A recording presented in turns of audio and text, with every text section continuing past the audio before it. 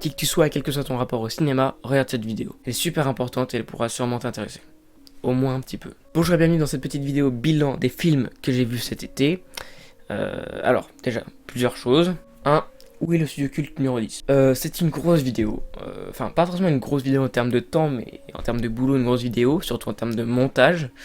Donc j'ai beaucoup de montage et vu que je fais du montage très saccadé, c'est-à-dire pas mal de fois séparé, on va dire, comme ça, tac tac tac, des petits bouts.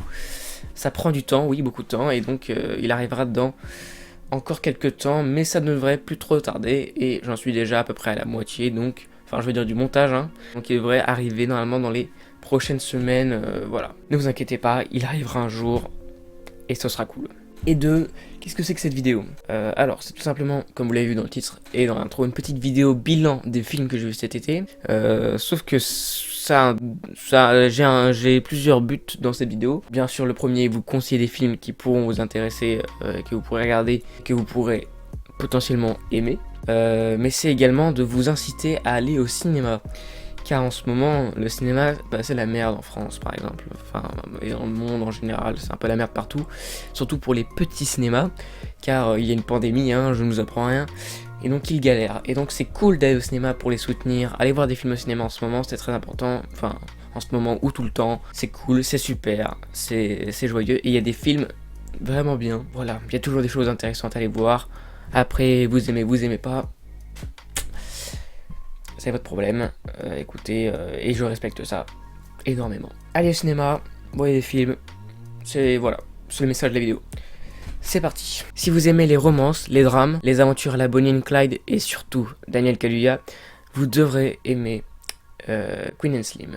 J'en ai déjà parlé, j'ai vu ce film le lendemain de la réouverture des cinémas, le 24 juin, et c'était génial. Cela raconte l'histoire de deux jeunes adultes noirs, un homme et une femme qui se rencontrent dans le cadre d'un rencard Tinder et dont le destin va être radicalement bouleversé à la suite d'un contrôle de police qui tourne mal.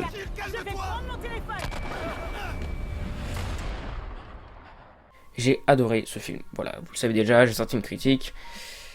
Allez la voir, hein, c'est super cool comme ça de se faire de la pub soi-même. Mais bon bref, il passe par plein de phases différentes et puis tu voyages avec les personnages, donc ça déjà moi je suis conquis. La réalisation est géniale, tout le travail autour du son est génial aussi. Voilà, vraiment, je développe bien plus dans ma critique, mais ce film est fabuleux. Voilà, il n'est plus au cinéma, mais vous pourrez peut-être bientôt le trouver en physique. Et donc, si vous en avez l'occasion, regardez ce film. C'est juste une merveille. Si vous n'êtes pas cinéphile, eh bien, je peux vous conseiller un film extrêmement connu. Genre que même les gens qui vont une fois par an au cinéma ont déjà vu. Un film d'un réalisateur qui est aujourd'hui l'un des plus célèbres de ce monde. Un film que j'ai vu pour la première fois cet été, le 10 juillet. Et ce film, c'est Pulp Fiction, de Quentin Tarantino. Le pitch est simple, c'est l'odyssée sanglante et burlesque de petits malfrats dans la jungle d'Hollywood à travers trois histoires qui s'entremêlent. Alors même si vous n'avez pas vu ce film, vous savez quand même que c'est un bon film. Parce qu'on a déjà dit un milliard de fois que ce film était génial, que c'était un petit bijou de réalisation, parce qu'il a tout défoncé à Cannes, parce qu'aujourd'hui c'est un film culte. Voilà, bref, vous savez que c'est un film à voir, et bien franchement moi, personnellement, ce film m'a redonné l'envie de faire du cinéma. Ce film m'a impressionné, et m'a poussé à me dire putain, je veux faire ça. Je veux faire des films pareils. Je voulais juste parler de ce film assez rapidement parce que ça me fait quelque chose et que c'est le premier Tarantino que je voyais. Donc je vais m'empresser de voir les autres, hein, évidemment. Voilà, achetez-le en DVD, il est très facile à trouver, il est même sur Netflix. Et ça fait un bien fou à voir, c'est un film fantastique.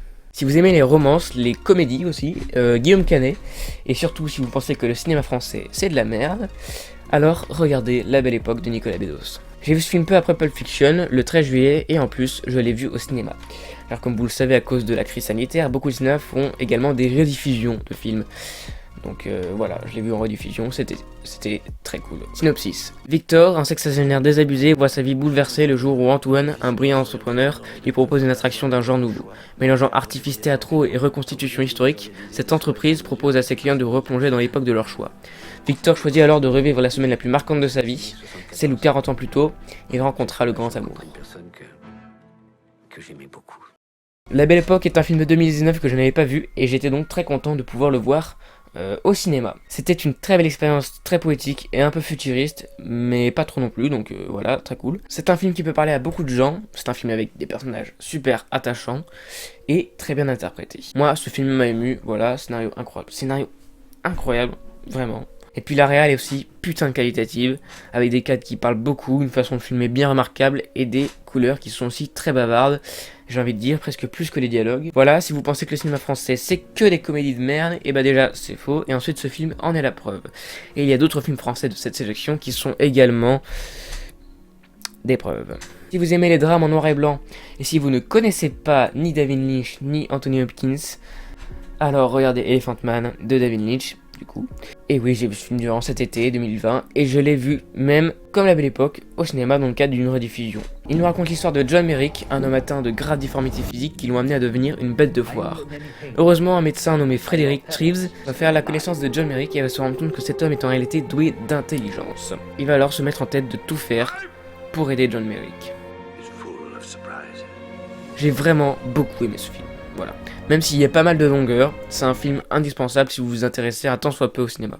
Et puis c'est une incroyable leçon de vie que beaucoup de gens devraient voir. Ce film est un ascenseur émotionnel, la situation peut virer en tellement peu de temps, le film te prend et t'emmène si bas parfois que tu as l'impression que c'est fini, et que le film va se finir sur une note extrêmement négative. Voilà, et puis j'étais surtout très content de nous voir au cinéma, c'était une expérience juste folle. Regardez les films au cinéma, c'est génial. Génial, compteur de génial jusqu'à maintenant, voilà, c'est ici. Enfin bref, c'est un classique intemporel que je conseille à tout le monde. Et lui aussi, c'est quand même une belle petite pépite technique, hein, voilà, le film 1980, mais il y a déjà des trucs super intéressants et même impressionnants. Si vous êtes plus comédie, si vous avez aimé Queen and Slim et si vous pensez toujours que le cinéma français c'est de la merde, voici Felicita de Bruno Mer. Si j'ai dit dans l'intro de regarder ce film si vous avez aimé Queen and Slim, c'est car je trouve qu'il y a quelques similarités entre les deux histoires, et que c'est un peu dans le même genre, même si Queen and Slim est bien plus dramatique, hein, évidemment. Je pense que ça pourra vous plaire à vous qui avez aimé Queen and Slim. Le film, c'est une petite famille, deux parents et leur fille qui sont, comment dire, un peu hors du temps. Ils n'ont pas de maison et semblent profiter de l'absence des propriétaires chez qui la mère fait le ménage pour habiter dans leur maison, voilà. C'est une famille qui vit grâce aux petits plaisirs de la vie, on va dire. Mais le problème, c'est que la fille doit absolument arriver à temps pour la rentrée et tout semble se dresser devant elle et ses parents. Sinon, Bruno Mer, réalisateur de Héros en 2007, et c'est tout. Voilà, 13 ans d'absence. Mais sinon, c'est une petite pépite du moment que je conseille à tout le monde. Je suis pratiquement persuadé que vous allez être ému par ce film, qui est d'une beauté et d'une finesse que je trouve tellement touchante. Les acteurs sont fous, voilà. On a Pio Marmaille, on a Camille Rutherford qui est fabuleuse, et Rita Merle, la fille du réalisateur, qui est impressionnante pour une enfant qui joue très bien, je trouve. Voilà, ce film est peut-être encore à l'affiche dans votre cinéma, même si c'est très peu probable. S'il y est, foncez, c'est une merveille. Si vous préférez les thrillers dramatiques et les films espagnols, alors allez voir Madré de Rodrigo Sorogoyen au cinéma. Alors, film espagnol, oui et non, car la majeure partie du film se passe en France. Donc si vous allez voir le film en VO, ça parle espagnol et français. Le film raconte l'histoire d'Elena, une mère ayant perdu son fils depuis 10 ans et attendant désespérément le retour de celui-ci sur la plage où il a disparu. Elle va alors rencontrer un jeune garçon de 16 ans qui ressemble énormément à son fils. Voilà, fin du pitch, je pense en avoir dit en même temps pas trop et en même temps assez pour que ça vous donne envie. Allez le voir, c'est en salle en ce moment. Et puis, on va parler un petit peu de mon expérience personnelle. J'ai beaucoup aimé ce film, voilà. Je l'ai beaucoup aimé, comme la majorité des films que j'ai vus cet été, et comme les films que j'ai présentés avant, j'ai beaucoup aimé. C'est des films que j'ai majoritairement aimés, que j'ai vus cet été. Hein. Les plans, les cadres sont gérés à la perfection, voilà, pour moi c'est magnifique. La teinte du film est très gris-bleu, mais franchement ça donne une image qui sert parfaitement son propos. Il y a quelques petites choses à dire sur le jeu d'acteur de Jules Porrier, l'interprète de Jean, mais à part ça, ça joue très bien, voilà. Non, franchement ce film est super, seulement le truc qui m'a le plus dérangé, c'est que c'est très long. Je ne parle pas forcément de la durée du film, 2h10 ça peut passer vite, mais les échanges, les scènes, le rythme, tout simplement, tout est assez lent, voilà, en majorité. Voilà, seul petit défaut, si vous avez du mal avec les films ayant un rythme lent, vous êtes prévenus. Mais ça ne vous empêchera pas d'aller voir le film, allez-y et faites-vous votre avis bien sûr.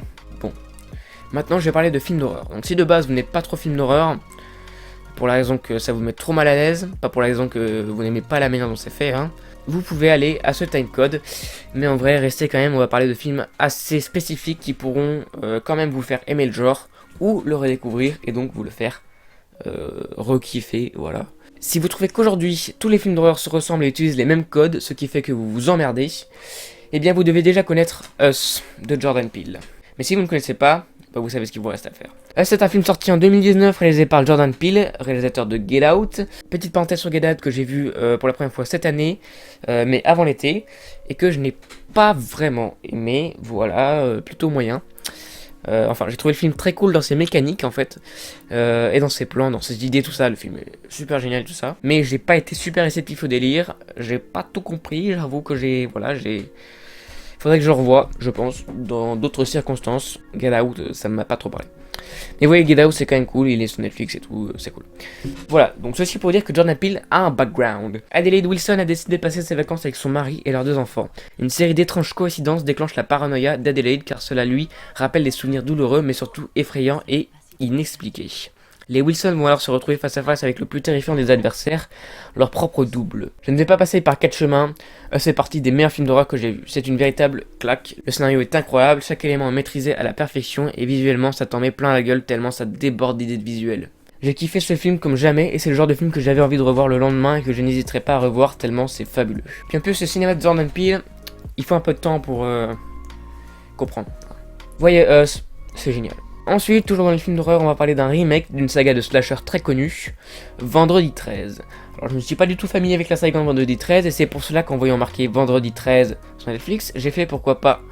C'est un classique. Après des très courtes recherches post-visionnage, je me suis rendu compte que je venais de regarder le remake de 2009 et j'ai un peu été soulagé, on va dire, car c'était quand même bien merdique ce film. Ils ont réussi à faire les 2 choses qu'ils voulaient, beaucoup de cul et des gens qui meurent de manière gore. Bravo, franchement, bravo les gars. Je vais donc essayer de trouver le film original qui j'espère mérite sa place de classique de slasher. Voilà, je le verrai, j'en parlerai peut-être, on verra bien. Et il faut aussi d'ailleurs que je vois Halloween car ça pour le coup c'est un vrai classique et c'est ça qui a inspiré Vendredi 13 et une tonne d'autres films par la suite. Bref, tout ça pour dire que ne regardez pas le Vendredi 13 de Netflix, c'est nul. Et on continue dans la lignée des films d'horreur vraiment pas ouf avec Cimetière de Kevin Kolsch et Dennis Weinmeyer. Je suis un fan de Stephen King. Et j'ai donc lu Cimetière, le livre, d'ailleurs je l'ai ici, attendez. Voilà, Cimetière en livre. Ils ont d'ailleurs mis l'affiche du film de 2019. Et bon, pour parler un petit peu du livre, juste quelques secondes, c'est une grosse claque. Voilà, lisez-le, ça m'a retourné le cerveau comme jamais un livre ne l'avait fait avant. Et ça m'a terrifié comme jamais un livre ne l'avait fait avant. Enfin si, il y avait ça, mais voilà. Ça c'est quand même dur à dépasser. C'est une pure merveille. Lisez Cimetière le livre. Je n'ai pas vu l'adaptation de 89 pour info, hein, donc de voir ce film ça m'a vraiment pas seulement fait chier, mais ça m'a mis en colère. Pour faire simple, ce film réinterprète énormément de choses, ce qui est normal, hein, on adapte un livre au cinéma, on doit enlever des trucs. Mais là, c'est trop. Et c'est mal fait, c'est nul, c'est ridicule. Pour moi, en voyant ce film, j'ai vraiment vu des gars qui n'ont pas compris le bouquin et qui sont en train de chier littéralement sur l'œuvre de King. Voilà, je suis en colère et je ne vais pas vous dire de ne pas le regarder car si j'en crois les notes sur internet, le film a tout de même été moyennement aimé. Donc si ça se trouve, c'est vraiment totalement subjectif, hein. Et donc bah, je peux aller me faire voir. Par contre, lisez le livre. Ça pour le coup, c'est vraiment génial. Si vous avez aimé Us parce qu'enfin on fait bouger le code dans le cinéma d'horreur, enfin pas vraiment, parce qu'il y a déjà pas mal de films il y a 10 ans, 20 ans de ça qui font bouger les codes du cinéma d'horreur, c'est comme ça qu'il évolue, hein. Eh bien j'ai un deuxième film pour vous, bien plus hard et bien plus what the fuck, et je veux dire même un film sensationnel. Midsommar. Midsommar de Ari Aster. Danny et Christian, 2 jeunes adultes, sont sur le point de se séparer, mais la famille de Danny est soudain touchée par une tragédie. Attristé par le deuil de la jeune femme, Christian ne peut se résoudre à la laisser seule et l'emmène avec lui et ses amis à un festival estival, oui, qui n'a lieu qu'une fois tous les 90 ans et se déroule dans un village suédois isolé. Mais ce qui commence comme des vacances insouciantes dans un pays où le soleil ne se couche pas, va vite prendre une tournure beaucoup plus sinistre et inquiétante. Ce film est bouleversant et vraiment limite traumatisant. Il faut être prêt mentalement pour regarder ce film, hein, je préviens, parce que voilà. Il va t'en faire voir de toutes les couleurs, déjà parce qu'on parle d'un film d'horreur qui se passe le jour, ce qui est rare, mais surtout qu'il va toujours plus loin. Et il va vraiment très loin. C'est dingue jusqu'où va le film, le scénario mériterait des prix mais gigantesques, tellement il est tordu, mais terriblement juste. Et puis voilà, comme d'habitude, c'est un petit bijou de réel avec des idées qui me font penser au folklore horrifique d'internet, notamment le folklore des ARG. Les décors, les costumes... Avant Halloween, c'était ça, maintenant ce sera ça, hein, vraiment. Non, très sérieusement, si vous cherchez un film d'horreur bien marquant qui va vous bouleverser, Midsommar. Et on en a désormais fini avec les films d'horreur de cette liste. Mais je tiens à vous dire tout de même que j'ai également vu Sinister 1 et 2 durant l'été. Mais je compte en parler de long en large dans une vidéo dédiée, donc c'est pour cela que je n'en parle pas pour l'instant, voilà. Maintenant, si vous aimez l'action, les braquages, les courses-poursuites en bagnole et les personnages ultra badass, parlons un petit peu de Baby Driver. Baby Driver, film de Edgar Wright, sorti en 2017, il est dispo sur Netflix, c'est comme ça que je l'ai vu, donc vous pouvez le regarder sur Netflix, voilà, ou vous procurer en physique. C'est un putain de chef-d'œuvre, voilà, je le dis directement, c'est un chef-d'œuvre. C'est pour l'instant le meilleur film que j'ai vu cette année, même s'il date de 2007, hein, donc c'est pas le meilleur film de l'année, mais c'est le meilleur film que j'ai vu personnellement cette année. Il raconte l'histoire de Baby, un jeune garçon chauffeur pour des braqueurs de banque. Il excelle dans son métier grâce à la musique qu'il écoute sans arrêt et qui lui permet de conduire en rythme et de masquer les acouphènes qu'il entend depuis un accident quand il était enfant. Seulement, alors que Baby n'est pas loin de remplir une dette qu'il a envers son patron, il rencontre Deborah, une jeune serveuse de bar dont il tombe immédiatement amoureux. Bon, voilà. Je l'ai dit tout à l'heure, mais ce film est incroyable. C'est à voir impérativement et ça plaira à toute la famille. C'est un film aussi qui arrive à conserver un suspense jusqu'à la fin, enfin surtout sur la dernière séquence où ça fait... Enfin voilà, ça m'a retourné. La musique est géniale, ce qui me fait aussi penser à la mise en scène, qui est également fantastique. Il y a notamment plein de petits détails cachés, je pense notamment à une scène du début où les paroles de la musique sont écrites sur des objets qui apparaissent l'un après l'autre dans la scène. Voilà, c'est vraiment un tout petit détail qui a quand même dû demander un petit peu de boulot et c'est fantastique. Regardez Baby Driver, c'est très cool. Bon, passons maintenant à des films que j'ai vus un peu plus récemment, c'est-à-dire quelques jours avant le moment où je tourne cette vidéo. Parlons de Tout simplement Noir, une comédie française qui est normalement toujours en salle au moment où vous voyez cette vidéo, ou pas, hein, même d'ailleurs plus de chances qu'il ne soit plus qu'il ne soit encore. Je n'ai pas énormément apprécié Tout simplement Noir. Voilà, j'ai assez peu rigolé pour être honnête, et je me suis pas mal ennuyé, mais seulement cette comédie a tout de même eu un certain succès, donc je me dis que c'est un humour et un délire qui ne me parle pas, ou que je n'étais pas dedans, je ne sais pas. Voilà, c'est un avis extrêmement subjectif. Écoutez, allez le voir si ça vous fait envie, c'est tout de même sympathique, rien de plus à dire sur ce film, voilà. Si vous aimez les drames, les films tournés en pellicule et les couleurs pétantes des années 80, vous aurez aimé Été 85, de François Ozon. L'été de ses 16 ans, donc l'été 85, Alexis, lors d'une sortie en mer sur la côte normande, est sauvé héroïquement du naufrage par David, 18 ans. Alexis vient de rencontrer l'ami de ses rêves, mais le rêve durera-t-il plus qu'un été? Incroyable. Sans passer par quatre chemins, ce film est génial, voilà. Une fois de plus, j'ai passé un très bon moment. Quelques petits détails gênants, le jeu d'acteur un petit peu approximatif sur certaines scènes, ou un twist pas très impactant, dont je reparlerai peut-être, mais à part ça, c'est un très beau film qui va vous marquer et qui est juste magnifique visuellement. Voilà, il faut le notifier tout de même. La fin est déchirante, la BO est de qualité. Allez voir ce film. Il est toujours en salle normalement, je ne sais pas. Je regarde rapidement si du coup Été 85 passe encore à certains endroits. Ouais, il passe encore à certains endroits. Apparemment. Avant-dernier film de cette sélection, un film de guerre sorti en 1987 avec à la réal le grand Stanley Kubrick. Je parle bien évidemment de... Oula, je vais faire des DVD. Full Metal Jacket. Alors, bon, c'est un classique que j'ai vu pour la première fois cet été. Et eh bien écoutez, il mérite son statut de classique. Ça, c'est posé. C'est une véritable épopée qui suit plusieurs personnages en plusieurs étapes et qui relate une histoire captivante du début à la fin. On découvre l'enfer des camps d'entraînement de l'armée avec une caricature d'un vieux commandant tyrannique. C'est du cinéma, c'est Kubrick, c'est un classique incontournable, c'est intemporel également.